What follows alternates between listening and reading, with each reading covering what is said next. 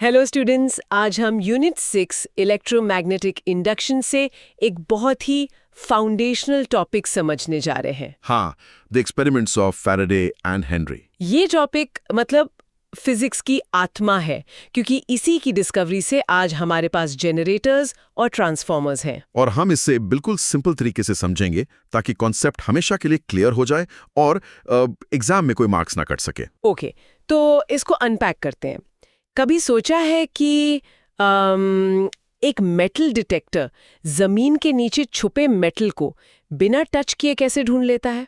या फिर आपके घर के बाहर जो ट्रांसफॉर्मर लगा है, हाँ, वो बिना किसी मोशन के वोल्टेज को स्टेप अप या स्टेप डाउन कैसे करता है? Right. What's fascinating here is in सब का जवाब फैराडे और हेनरी के एक्सपेरिमेंट्स में है। अच्छा, उन्होंने ही सबसे पहले प्रूफ किया था कि करंट पैदा करने के लिए हमेशा मैग्नेट का हिलना डुलना जरूरी नहीं है। तो आइए इसके कोर आइडिया को समझते हैं सीधे शब्दों में। जब भी किसी कंडक्टिंग कॉइल के आसपास का मैग्नेटिक एनवायरनमेंट टाइम के साथ बदलता है, तो उस कॉइल में एक ईएमएफ मतलब इलेक्ट्रोमोटिव फोर्स, एक तरह का वोल्टेज पैदा हो जाता है। और अगर वो कॉइल एक क्लोज सर्किट का हिस्सा है तो करंट भी फ्लो करने लगता है। इसे समझने के लिए कोई एनालॉजी है? मतलब इसे विजुअलाइज कैसे करें? बिल्कुल, एक एनालॉजी लेते हैं। मान लीजिए एक स्टेडियम में बैठे लोग, वो चार्जेस हैं। ठीक है, इलेक्ट्रॉन्स। हाँ, और मैच का जो एक्साइटमेंट लेवल है वो है मैग्नेटिक फील्ड। ओके। जब तक एक्साइटमेंट लेवल कांस्टेंट है, सब आराम से बैठें। लेकिन जैसे ही एक्साइटमेंट लेवल बढ़ता या घटता है, मतलब कोई 6 लगता है, हाँ, तो लोग अपनी जगह से हिलने लगते हैं। बिल्कुल ऐसे ही जब एक कॉइल से जुड़ा हुआ मैग्नेटिक फ्लक्स चेंज होता है, तो चार्जेस मतलब इलेक्ट्रॉन्स कंडक्टर में मूव करने लगते हैं। वाओ, ये तो बहुत अच्छी एनालॉजी है। तो here's where it gets really interesting. Imagine a wire loop, और उसके बीच से मैग्नेटिक फील्ड लाइंस गुजर रही हैं, बिल्कुल जैसे कुछ धागे। ठीक। तो अगर हम इन धागों की गिनती या डेंसिटी को चेंज करते हैं, चाहे मैग्नेट को पास लाकर या दूर ले जाकर, तो ये चेंज ही चार्जेस को उस लूप में धक्का देता है और करंट बन जाता है। एग्जैक्टली। तो इन एक्सपेरिमेंट्स का फॉर्मल कंक्लूजन क्या था? कंक्लूजन था, the time rate of change of magnetic flux through a circuit induces an EMF in it. आसान भाषा में जितनी तेजी से मैग्नेटिक फ्लक्स चेंज होगा, उतना ही स्ट्रॉन्ग ईएमएफ पैदा होगा। अब देखते हैं कि फैराडे और हेनरी ने एक्चुअल में किया क्या था। उनके 3 मेन एक्सपेरिमेंट्स थे, राइट? हाँ बिल्कुल।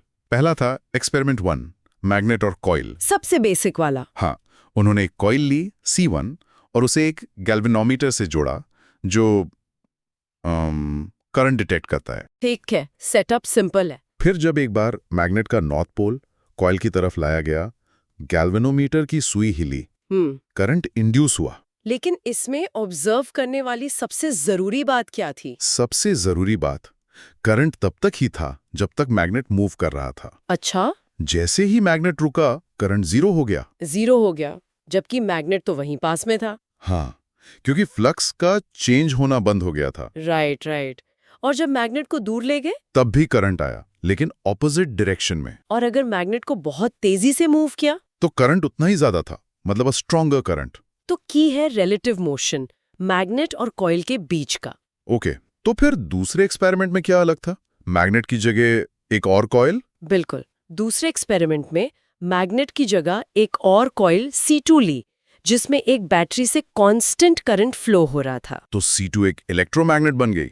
एग्जैक्टली। और इस करंट कॉइल को C1 के पास लाने या दूर ले जाने पर C1 में बिल्कुल पहले जैसा ही करंट इंड्यूस हुआ होगा। एकदम वही।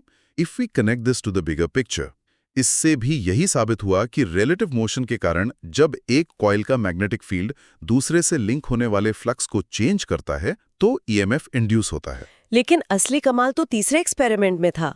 Here's where it gets really interesting. इसमें मोशन को हटा दिया गया था, है ना? हाँ, ये सबसे क्रूशल था। तीसरे एक्सपेरिमेंट में दोनों कॉइल C1 और C2 स्टेशनरी थे। कोई हिलाजुली नहीं? नहीं। C2 में एक बैटरी के साथ एक स्विच, मतलब एक की लगी थी। ओके, तो जैसे ही स्विच ऑन किया गया, What's fascinating here is, जैसे ही स्विच ऑन किया, C1 के गैल्वेनोमीटर में एक पल के लिए डिफ्लेक्शन हुई। एक पल के लिए? और फिर सुई 0 पर आ गई। और जब तक स्विच ऑन रहा, C2 में करंट कांस्टेंट था, C2 का मैग्नेटिक फील्ड भी कांस्टेंट था। इसलिए C1 का फ्लक्स चेंज नहीं हुआ और C1 में कोई करंट नहीं था। अच्छा, पर आहा मोमेंट तब आया जब स्विच को ऑफ किया। तब क्या हुआ? तब भी एक पल के लिए डिफ्लेक्शन हुई, पर इस बार ऑपोजिट डायरेक्शन में। वाओ! तो मतलब करंट सिर्फ उन मोमेंट्स में इंड्यूस हुआ जब C2 का करंट 0 से मैक्सिमम या मैक्सिमम से 0 हो रहा था। इसने तो सब कुछ बदल दिया। बिल्कुल। इसने प्रूव कर दिया कि relative motion is not an absolute requirement. असली वजह मोशन नहीं है, असली वजह है करंट में चेंज, जिससे मैग्नेटिक फ्लक्स में चेंज होता है। तो अब आते हैं एक साइलेंट किलर पर, एक कॉमन गलतफहमी जो स्टूडेंट्स करते हैं। हाँ, ये बहुत होता है। वो सोचते हैं सिर्फ मैग्नेट के मोशन से ही ईएमएफ इंड्यूस हो सकता है, जो कि बिल्कुल गलत है। जैसा हमने तीसरे एक्सपेरिमेंट में देखा, मैग्नेटिक फ्लक्स में किसी भी तरह का चेंज ईएमएफ इंड्यूस कर सकता है। चाहे वो मैग्नेट को मूव करके हो या पास रखी कॉइल में करंट को ऑन ऑफ करके। इसको याद रखने के लिए कोई मेमोरी हुक है? हाँ, इसे हमेशा याद रखिए।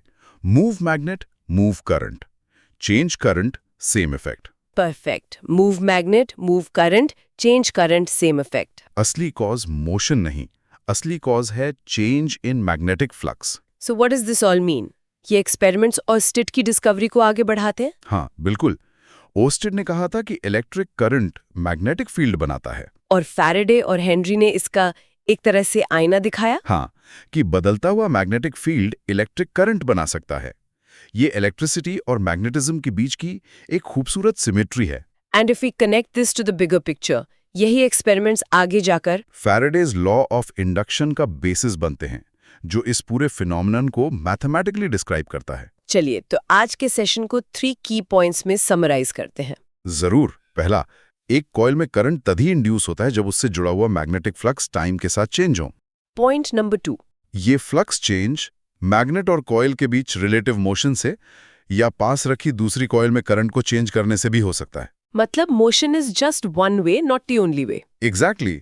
और तीसरा, इंड्यूस्ड करंट का अमाउंट और डायरेक्शन इस बात पर डिपेंड करता है कि फ्लक्स कितनी तेजी से और किस तरह चेंज हो रहा है। बहुत क्लियर।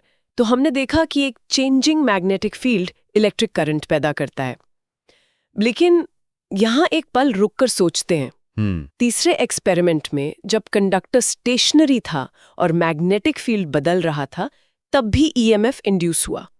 लॉरेंस फोर्स का फॉर्मूला है F = Q E + V × B। Right. यहाँ वेलोसिटी V तो 0 है, तो चार्जेस को धक्का कौन दे रहा था? This raises an important question. बहुत गहरा सवाल है ये। हाँ, अगर V 0 है तो V × B वाला टर्म तो खत्म हो गया। फोर्स का फॉर्मूला बचा F = QE। मतलब?